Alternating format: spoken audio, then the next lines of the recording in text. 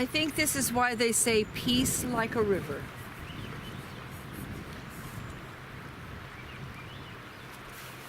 Because when we come down here, we just want to be quiet and watch.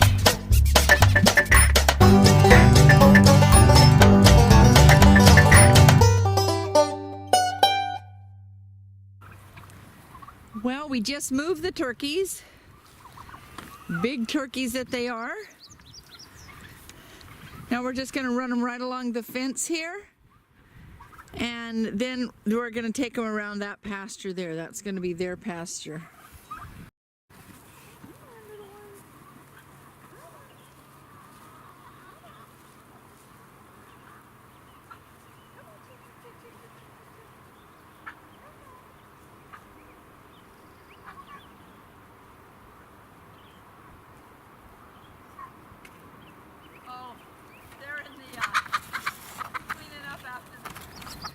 We're going to take you for a walk. Well, we're going to take us for a walk. We're going to let you come along. Because it's a beautiful Sunday afternoon and we don't do a lot of work on Sunday. It's the Sabbath for us. So. I want to show you the river. I was out there Monday fishing and the water was pretty high up. It's flowing at a pretty good rate. I haven't looked to see what their measurements are on it, but it was up, trust me. And went out Saturday evening, to do a little fishing. Had good luck both days, by the way. Caught a trout for us both days. And it was down more like it was all last summer. So I think it's down to its level for the summer. Yeah, I was driving home from church today and I looked over and I went, whoa, you can see rocks. So I'm going to go down and see it because I haven't seen it since it was flooded. And Sunday's a good day for a nice little walk. Let's go look at this apple tree for just a moment. And we don't have to go out and somewhere and find a place to walk because we've got such beauty on our own place. So here is a beautiful apple tree that's probably 100 years old and it doesn't produce very much. It desperately needs to be pruned,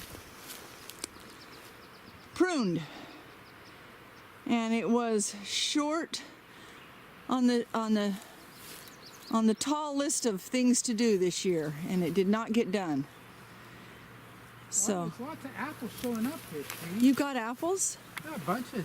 Whoa, look at that. So yeah. Maybe last year was a lean year. Could be. I don't know. We'll see. Wow, there's a lot more apples than we had last year that I can see already. That's great.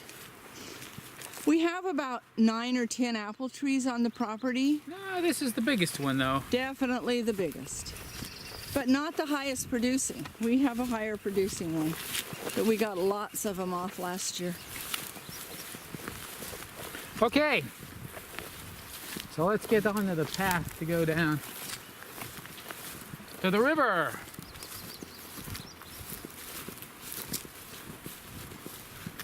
We just made our blackberries and cream that we had done on a video earlier. We made that for our family in Washington on Saturday, and mercy sakes, it was so good. It was a hit. Yep. So, easy to pack through, nothing reached out and grabbed you, right? Right? Cool bean. Oh yeah. This is the way the river is when we fish. Yeah. I always find it quite interesting to come down after all of the winter floods.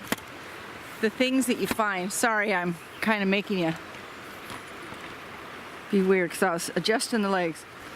The things that we find last year, I found an entire, what they call a deadhead for a deer, which is illegal to have here in Oregon because they think you killed it without a permit, but I didn't.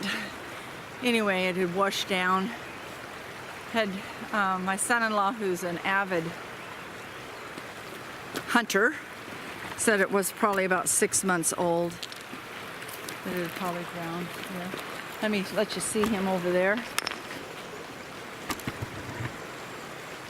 Way over there.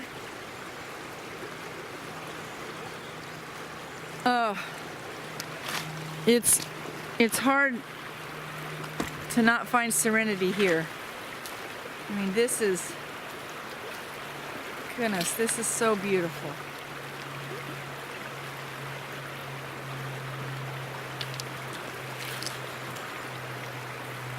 I think part of homesteading that we're discovering is that it's so easy just to work. Just to get everything done and work, work, work. Is she saying that it's easy just to work, work, work? Oh, you know, you get up early in the morning and say, oh, I gotta go get this done today. And then you do more and more and more, and you can't quit because there's still a couple more things and you're behind, and it's just such a temptation to work, work, work. But a balance, because that's hardiness approach, is to find a balance. You've got popcorn on your face. Sorry. So we did have some popcorn. I guess the trick is to not plan more than you can do. Well, I don't plan it. It just happens. Well, I'm saying plan so that you're not trying to get more done than you have time for. So yesterday, I came home in the evening after we had been up in Camas. We had been up to Washington with our kids, and he went fishing because we promised him he could come and I fishing. had a blast. And while he was fishing, I went to water the garden, and I looked down at the carrots and I said, man, these carrots are ready. And I picked them. Here's a little video showing the last one. And the last one. Very crooked one. There we go. So here's my carrots. Beautiful. You know, they're not perfect, but they're very nice. And then we washed them. And then we blanched them, and then we put them in the freezer. And here's a picture of that. And yeah, but it felt good. It wasn't drudgery work. Oh no, it was exciting. Instead of trying to do everything all at once, that was just one group of things. I know. Just one small And so step. now tomorrow morning, when it's not the Sabbath, I will plant more carrots. And people are surprised that we've already harvested a patch of carrots. What it's gonna amount to out of the patch where we got those carrots, we're gonna end up getting 3 plantings this year. Because if we plant them now, we'll have them close to the end of the summer. We'll put another batch in that we'll be taking out just as the ground starts getting cold again. Yeah. I mean, they'll slow down, but I understand that coldness makes the carrot sweeter. Yes, so that's going to be great. Absolutely. In fact, the ones in the summer may not be as sweet. Well, you know what I'm thinking is we're going to work that soil a little bit more, and we have a lot of big rocks in there, but I think we're also going to well, what we found with these carrots, and maybe some of you know, we got to do some research to find out. I got to step in the water. Okay, a lot of the carrots grew with 2 legs, so, and a lot of the. I'm not going to step in the water.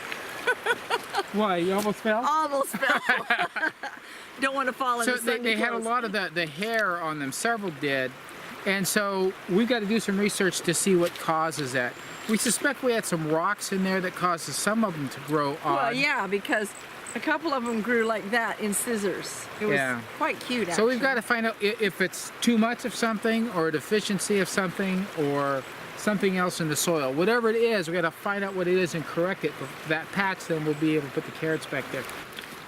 In the morning when you come here, the seagulls, I'm sorry. The geese have been here. The geese come right over those trees there, and they turn and they come right along the river, and they land right over there.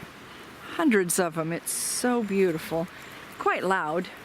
But I am a lover of the geese, so that's really cool.